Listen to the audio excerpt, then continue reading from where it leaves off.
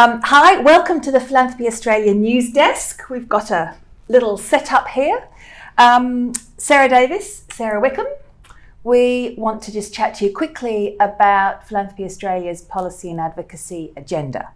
So, Sarah, we are releasing a set of policy propositions around the federal election. Can you just talk us through what we're doing? Absolutely. So as a peak body for philanthropy in Australia, it's really important and it's a critical part of our work that we are constantly looking at the policy horizon of philanthropy in Australia. This is important to ensure that not only are the government continuing to support the framework of philanthropy in Australia at the moment, but also it's quite critical they're looking for new opportunities to really continue to grow the culture of giving in Australia. So we're really excited this year to be launching an excellent policy package, which we framed as the top 10 policies for a more giving Australia. Fantastic. And so whilst we're using the federal election, if you like, as the gateway to launch our platform and agenda, it actually is a kind of a 3-year blueprint for what we want to see. So can you just run us through some of the headlines? Absolutely, great question. So some of these policies won't be new to our members. It's been, policy items that we have been lobbying for a while. So our members will have heard of it and may have seen us talk about it to other politicians. But this is the first time we're packaging it as a real comprehensive agenda for philanthropy. So although these are great, top 10 great policies we'd love to see the government, act on straight away, we do agree that this will be an agenda that likely will evolve over the next 3 years. We have divided into 6 short-term priorities, which we would love to see government implement in the first 1 to 2 years, which have really minimal policy impact. So they're kind of like easy wins that we can get through? Yeah, easy wins.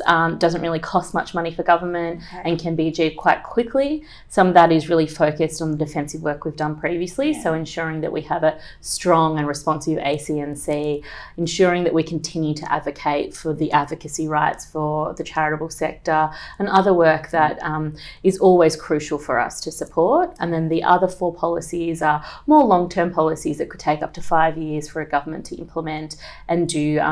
It's needed to have a look at a bit more budgetary requirements and changes around that. And some of them are some great work we've been doing looking at the Living Legacy trusts. So how we can supercharge more giving through.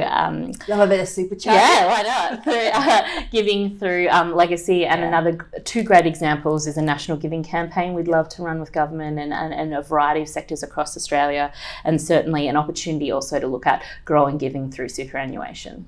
Great. So this sort of policy framework and the content, the short term and the more medium term, that grew out of the consultations we did with members towards the end of last year. Correct. And also feedback that we got from members through the member survey in the last quarter last year. So having pulled that together now, how can members engage now that it's been crystallised and formed into a platform?